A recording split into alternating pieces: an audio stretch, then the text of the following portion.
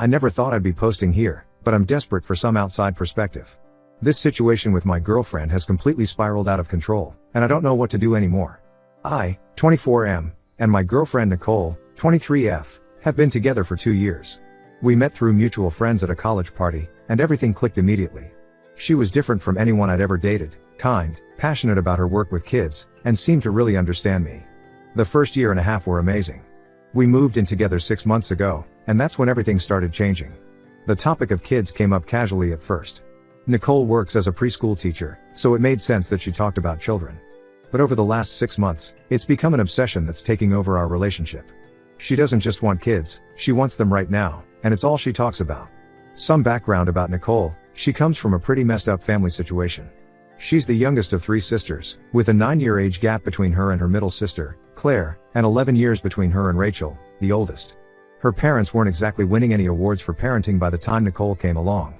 Her dad worked 80-hour weeks at his construction company, and her mom struggled with severe depression after losing her own mother around the time Nicole was born. Nicole basically raised herself while watching her sisters get all the opportunities she never had. Rachel got dance lessons and summer camps, Claire got new clothes and college paid for, but by the time Nicole came along, her parents were emotionally and financially drained.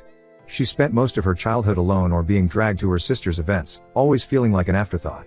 Last month, Rachel announced she's pregnant with her first child. Ever since then, Nicole's baby fever has gotten worse. She's convinced herself that 23 is the perfect age for having kids because her mom had Rachel at 22. She keeps saying she doesn't want to be the old mom at school events and that waiting until 30 is basically ancient. She started buying baby clothes just in case and has a secret Pinterest board full of nursery ideas. She even picked out names, Noah for a boy and Lily for a girl, which honestly freaks me out because we haven't even discussed marriage yet. Now, here's my side of things. I want kids too, eventually. I've always seen myself as a father, and I think Nicole would be an amazing mom. But I'm in the middle of getting my engineering degree. I dropped out 3 years ago because of some personal issues, more on that later, and I'm finally back on track. I'll graduate when I'm 27, and I want to be established in my career before having children. My reasons for waiting go way deeper than just career stuff. My childhood was complicated. My parents were terrible with money. Dad lost his job at the bank when I was 12 after the 2008 crash, and we nearly lost our house. I remember finding my mom crying in the grocery store parking lot because she couldn't afford both food and my school supplies. They took out payday loans that spiraled out of control. We lived on ramen noodles and mac and cheese for months. My parents never directly blamed me for their money problems, but kids pick up on these things. I grew up feeling like every dollar spent on me was a burden on the family. This led to some really unhealthy behaviors in my teens. I started gambling at 17, thinking I could win enough to help my parents. Instead, I ended up with a serious addiction that I'm still working to overcome. I haven't placed a bet in 8 months, but the urge is still there, especially when I'm stressed. Nicole knows all this. She knows about my gambling history and my parents' financial struggles. She was incredibly supportive when I told her, which made me fall even harder for her. But now she acts like none of it matters. She says things like we'll figure it out and people make it work with less, but I can't imagine bringing a child into our current situation. We're barely making ends meet in our tiny 1-bedroom apartment. Nicole makes $32,000 a year as a preschool teacher, and I'm working part-time at the campus bookstore while studying. We can't even afford a car, we both take the bus everywhere. Our furniture is all secondhand, and we have to budget every penny. Having a baby right now would be financially irresponsible. The breaking point came last week. I was looking for my phone charger in her bedside drawer, where we usually keep them, when I found her birth control pills hidden under some papers. They were still sealed in their packages. She hadn't taken them for at least 2 months. We'd talked about her being on birth control as an extra precaution along with condoms, and she'd been pretending to take them this whole time. When I confronted her, she broke down crying. Through her tears, she admitted she'd stopped taking them hoping she'd accidentally get pregnant. She said she's afraid I'll never be ready, that I'll keep finding excuses to wait, and that she's wasting her best years waiting for me to grow up. She actually said that getting pregnant would force me to step up and be the man she knows I can be. I was furious. We had the biggest fight of our relationship. I told her that trying to trap me with a baby was completely unacceptable and a massive breach of trust. She fired back, saying I was selfish for making her wait when I knew from the start how badly she wanted kids. She threw my gambling history in my face, saying if I could waste money on betting I could afford to support a family. She stormed out and went to stay with Rachel. She came back 3 days later, acting like nothing happened, but still bringing up babies every chance she gets. Rachel keeps texting me, saying I'm being unreasonable and that Nicole's biological clock is ticking. Even my mom, who I made the mistake of confiding in, suggested that maybe Nicole's right and I'm overthinking it. Mom said she and Dad weren't ready when they had me, but they figured it out. I love Nicole, and the thought of losing her kills me, but this situation is making me question everything. Every time I look at her now, I wonder if she's still trying to get pregnant behind my back. I've started keeping my condoms in a locked drawer, which feels ridiculous in a supposedly trusting relationship. Am I wrong for wanting to wait? Should I give in to keep her happy? Or should I end things now before it gets worse? Any advice would be appreciated. Update 1 first, thank you all for the overwhelming support on my original post. Your comments really helped me see the situation more clearly. Unfortunately, things have gotten even more complicated, and I need to get this off my chest. After reading your advice, I decided to try one more time to have a serious conversation with Nicole about boundaries and trust. I sat her down last weekend and laid everything out, my concerns about finances, my career goals, and most importantly, how her actions had broken my trust. The conversation actually seemed to go well at first. Nicole was calm and receptive, unlike her recent emotional outbursts. She apologized for stopping her birth control without telling me and admitted it was wrong to try to trap me into fatherhood. We talked for hours about our future plans. She said she understood why I wanted to wait until after graduation, and we agreed to revisit the topic in 3 years. She even suggested we could start setting aside money now for our future family. I felt relieved, thinking we'd finally reached an understanding. That relief lasted exactly 4 days. On Wednesday, my cousin Jake called me. He seemed uncomfortable and asked if I was excited about the wedding plans. I had no idea what he was talking about. That's when everything started unraveling. Apparently, my mom and Nicole had been secretly meeting for months, planning what they called a surprise wedding for us. Their logic was that once we were married, I'd naturally want kids right away. Jake only knew because his wife works at one of the wedding venues they'd been looking at. They'd already booked appointments with caterers, picked out color schemes, and even started a guest list. My mom had offered to pay for everything, draining her retirement savings if necessary, all to push this family-starting agenda. When I confronted my mom, her response floored me.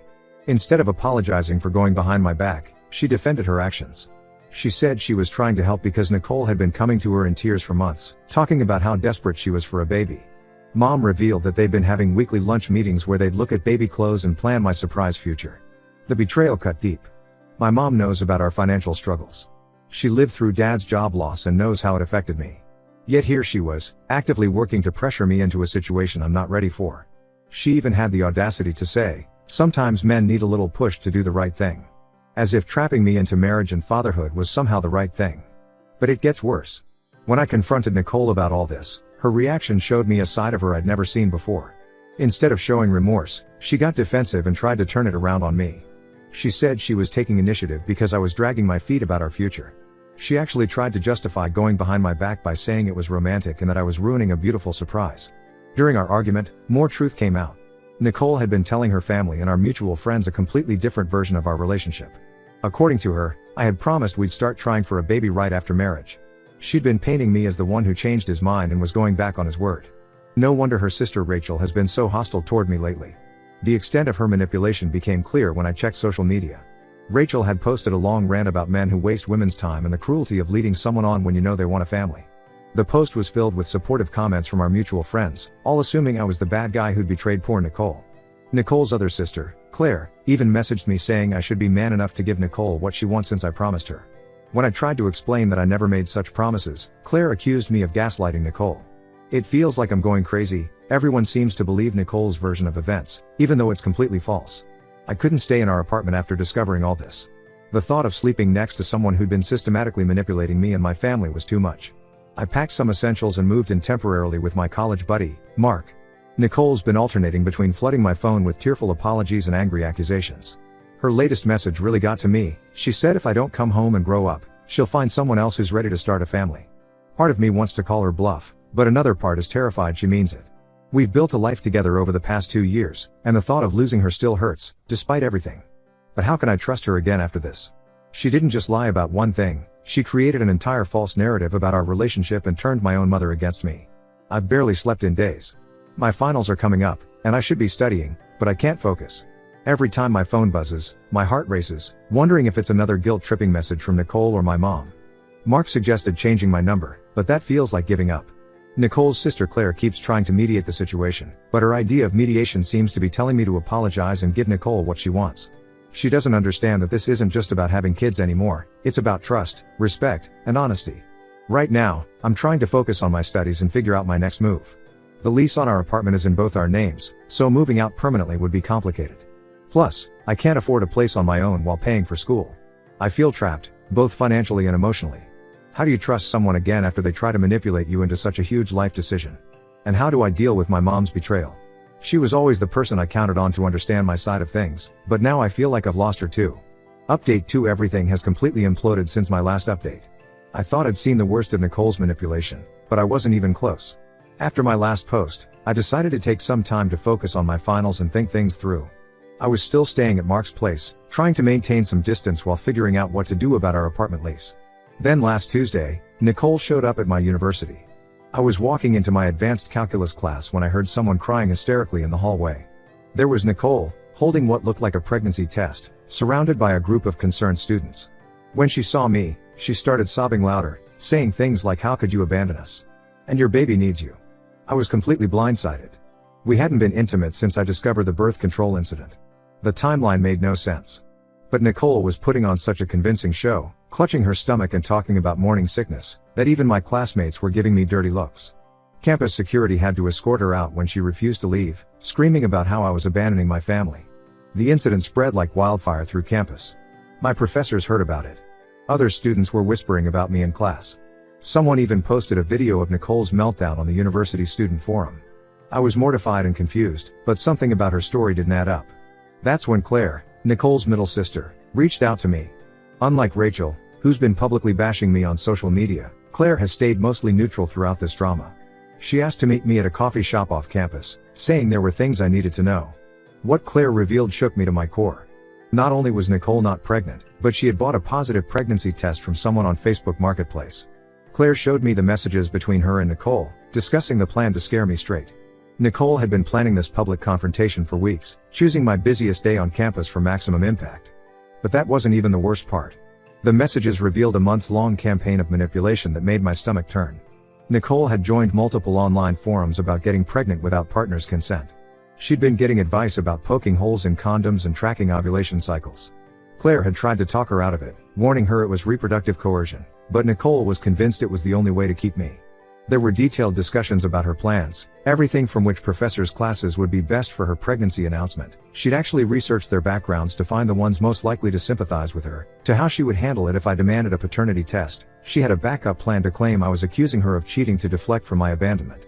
Claire felt guilty about not warning me sooner, but Nicole had sworn her to secrecy, using their childhood trauma to manipulate her. "You know what it's like to not be supported by family," she'd written to Claire. "Are you really going to betray me too?" Armed with Claire's evidence, I confronted Nicole. I forwarded her all the screenshots and demanded an explanation. She showed up at Mark's place that night, completely unraveled. Through tears, she admitted everything: the fake pregnancy, the forums, the planned confrontation at school. But instead of apologizing, she tried to blame me for making her do these things. "If you'd just given me what I wanted," she said, "I wouldn't have had to go to such extremes." Then came the real bombshell. She'd been seeing her ex, Tom, for the past few weeks. He was understanding about her need for a family and ready to step up in ways I wasn't. She actually tried to frame her cheating as my fault, saying I'd driven her to him with my selfish desire to wait for kids. My mom finally saw Nicole's true colors after the fake pregnancy stunt became public. She called me crying, apologizing for her part in everything. But the damage to our relationship is done. Every time I think about how she conspired with Nicole, how she dismissed my concerns and tried to pressure me into marriage, I feel sick. We're barely speaking now. The fallout has been intense. Nicole's been telling everyone who'll listen that I drove her to desperate measures with my commitment issues. Some people actually believe her, suggesting that I must have led her on or misled her about wanting a family. The video of her pregnancy meltdown is still circulating, with people debating in the comments about whether I'm a jerk for abandoning her. I've started looking for my own place, even though it'll stretch my finances thin. Mark's been great, but I can't crash with him forever. The whole experience has left me questioning everything. How did I not see Nicole's true nature earlier? How many other lies did I believe? Update 3: This will be my final update. A lot has happened since my last post, and I feel like I owe you all some closure after the support you've shown me through this nightmare.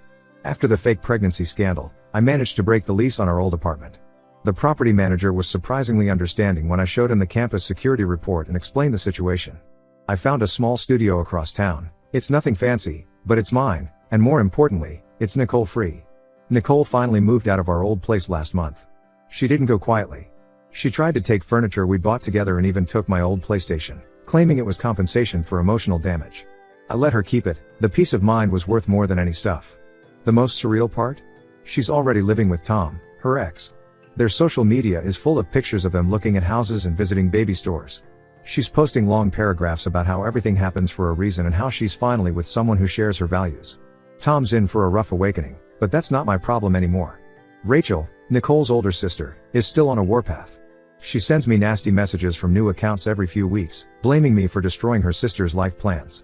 According to her latest rant, I've robbed Nicole of her prime fertility years and should pay for her future fertility treatments. I've blocked about a dozen accounts so far. Claire, the middle sister who exposed everything, actually apologized again recently. She revealed more about their family dynamics. Apparently Nicole's obsession with having kids young stems from their mom's frequent comments about regretting having Nicole so late. Their mom would often say things like, "If I'd had you earlier, I would have had more energy to be a better mother." No wonder Nicole's so messed up about age and motherhood. The hardest part has been rebuilding my relationship with my mom. We're talking again, but things are different. She came to visit last week, and we had a long, painful conversation about trust and boundaries. She admitted that seeing Nicole's manipulation made her realize how she'd also tried to control my life decisions. She's starting to understand why I'm so adamant about being financially stable before having kids. My studies took a hit during all this drama. My GPA dropped, but I'm slowly bringing it back up. Some professors gave me extensions after the campus incident, which helped. I'm still on track to graduate, just with less room for error now. What really helped me move forward was finding a local gambling support group. After everything with Nicole, I noticed my old urges creeping back. Instead of giving in, I channeled that energy into group meetings and picking up extra shifts at work. Building an emergency fund has become my new obsession, way healthier than my old habits. I've had a few people suggest I start dating again, but I'm not ready. This experience has shown me how important it is to really know yourself and your boundaries before committing to someone else. I'm focusing on finishing my degree and building the stable life I always wanted. Looking back, all the red flags were there. I just didn't want to see them. Nicole's intensity about having kids wasn't just about wanting a family, it was about control and filling some void from her childhood. I hope she gets help, but that's not my responsibility anymore. To everyone who told me I was being responsible and not selfish, thank you. You helped me stand firm when everything was falling apart. And to anyone in a similar situation, trust your gut. Don't let anyone rush you into life-changing decisions you're not ready for. I won't be updating again. Time to close this chapter and focus on building the future I want, on my own terms.